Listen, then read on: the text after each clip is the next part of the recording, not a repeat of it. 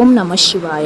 Seventh జ్యోతిర్లింగం వచ్చేసి రామేశ్వర్ జ్యోతిర్లింగం. ఇది తమిళనాడులో లొకేట్ అయి ఉంటుంది. ఈ టెంపుల్ యొక్క ప్రత్యేకత ఏంటి అంటే 22 బావిలు అనేవి ఉంటాయి. ఈ 22 బావిలలో ఏంటి స్నానం ఆచరిస్తే ఎలాంటి రోగాలు అనేవి మనకి రావనైతే నమ్మకం.